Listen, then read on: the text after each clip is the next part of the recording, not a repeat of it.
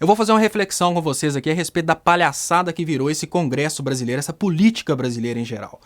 Tem muitos termos que a televisão fala e ela faz questão de não explicar como acontece, exatamente para confundir a população, para a população não saber o que é realmente o que está acontecendo. Eu vou começar explicando como funciona um mensalão. São vários tipos de mensalão, mas eu vou explicar para vocês como é que funciona o mais prático e vocês vão ver que esse mensalão funciona tanto na cidade como no governo, quanto no governo federal. Isso não é uma coisa só do governo federal, não. É mais ou menos assim. Para uma coisa funcionar, para um projeto do executivo ser aprovado, para o projeto do prefeito, para o projeto do governador, para o projeto do presidente ser aprovado, ele precisa de votação na casa legislativa, que no caso da cidade são os vereadores, no caso do governo são os deputados estaduais, no caso federal são deputados federais e quando envolve o estado participam também os senadores. Para ter a votação a favor do que o governo quer, vamos pensar um exemplo de um governador muito bom, de um presidente muito bom, ele quer uma coisa maravilhosa para a população. Então ele vai e fala, olha, eu quero fazer esse projeto, e lança aquele projeto maravilhoso, uma coisa que vai melhorar a vida de todo mundo. Aí o que o deputado fala para esse presidente, o deputado federal? Para votar nisso eu quero tanto.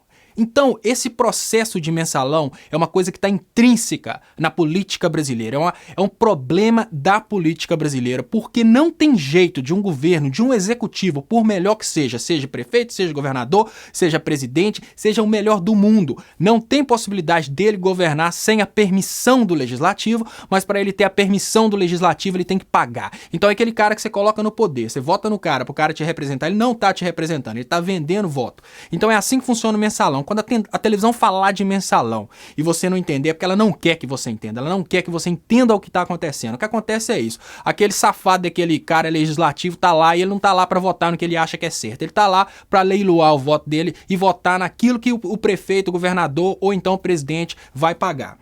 O próximo passo são as pautas inúteis. A gente tem bancadas, principalmente no federal, né, que é o maior, a gente tem bancadas inúteis que ficam durante 4 anos fazendo merda nenhuma. Eles ficam só criando caos para aparecer na televisão. A gente tem bancadas que são as bancadas do contra. Um cara que tem a melhor intenção do mundo vai e faz um projeto, aí surge a bancada do contra para achar problemas nesses projetos e ficar falando mal dos projetos para ter apoio popular, e aí vem aquele monte de gente falando, olha, que isso é um absurdo, que não sei o quê. Eu particularmente não quero emitir opinião, não, mas um exemplo muito claro que a gente tem é o Jean Willis e a bancada evangélica. A bancada evangélica vive para contestar o Jean Willis. Ela já não tem mais identidade. Ela só vive assim, olha, vamos ver o que Jean vai fazer, o que ele fizer a gente contesta e fala que tá mal feito, fala que é ruim. São bancadas inúteis. E elas ficam lá só ganhando dinheiro e não fazem proposta nenhuma. Aí tem os espetaculosos. Os espetaculosos, hoje, os mais espetaculosos são os bolsonaros. Tem gente que tá falando que vai votar no Bolsonaro presidente porque o Bolsonaro falou que vai matar bandido. Mas eu te pergunto, um governo, quando você pensa num presidente, você pensa só num cara que mata bandido? O cara não tem proposta nenhuma, o cara nunca falou nada a respeito de economia, o cara nem deve saber que existe uma ciência que chama economia, o cara não falou nada a respeito de relações internacionais, o cara não falou nada que é relativo ao cargo de presidente. Ele simplesmente vem com aquele espetáculo de falar que vai matar bandido, eu vou matar tantos, eu vou fazer isso, vai acontecer, e ele ganha mídia por isso. Aí por isso ele aparece na televisão, por isso tem aquele cara do mal, né, que hoje eles estão chamando de bolsominions. Tem os minions que falam, queremos o Bolsonaro presidente, que o Bolsonaro falou, meter a mão vai fazer, vai acontecer. Esses são os espetaculosos. Então, nos espetaculosos não tem só o Bolsonaro, não. A gente tem, por exemplo, Feliciano, a gente tem o Malafaia, que são as pessoas, quando você para pra pensar, o que essas pessoas fizeram pra política brasileira? Só reclamar. Eles não propõem absolutamente nada de útil. Eles só ficam lá gritando, berrando e aparecendo para ganhar na próxima eleição e para ganhar a mídia, para fazer pressão. Além do espetáculo midiático, existe um detalhe que eu não sei se vocês perceberam, que é a maioria corrupta que se une para ridicularizar aqueles que estão querendo fazer alguma coisa útil. Isso é o pior, porque como o câncer da corrupção, o câncer da pilantragem já se alastrou para a maioria das casas brasileiras, falo mais uma vez, é federal, é estadual, é municipal. A pilantragem está em todas as casas de forma assim bem espalhada. Eles já criaram, eles já sabem que a melhor coisa que eles fazem é, aquele cara falou uma coisa que faz todo sentido, vai ser boa para a população. O que nós vamos fazer? Vamos juntar todo mundo, vamos destruir. Vamos ridicularizar, vamos rir da cara dele, vamos destruir. É assim que funciona.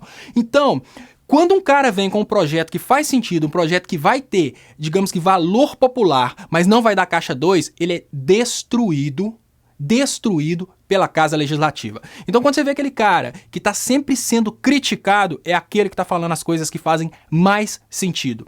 Então, gente, aí entra a parte principal da palhaçada do legislativo brasileiro, que é a maioria ser corrupta e é a maioria que decide.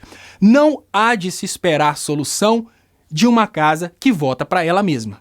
Porque os caras estão culiados, a maioria da casa é corrupta, a maioria da casa não quer o fim da corrupção porque ela tá ganhando muita grana.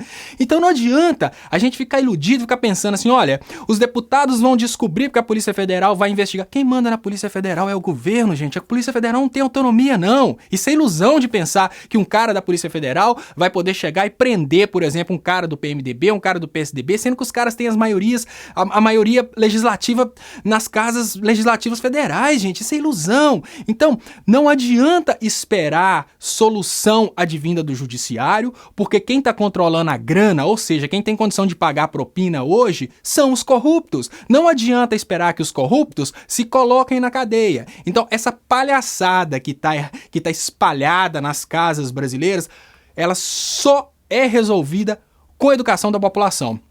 Quando eu falo educação da população, eu falo, você que acabou de escutar esse vídeo, ou grava outro explicando para os seus amigos o que está acontecendo, ou compartilha esse, ou passa a ideia para frente. Porque se a gente não espalhar conhecimento puro do que está acontecendo, não estou falando de conhecimento ideológico, eu falo contra todos os partidos corruptos. Se a gente não espalhar conhecimento puro a respeito da pilantragem que está acontecendo e contaminar um amigo da gente com conhecimento e não com ideologia para que ele passe a pensar e não pegar aquilo que a Globo pensou para ele, por exemplo, a gente não muda esse país. Enquanto as pessoas não começarem a usar o próprio cérebro e falar, cansei de ser enganado, a gente não muda esse país.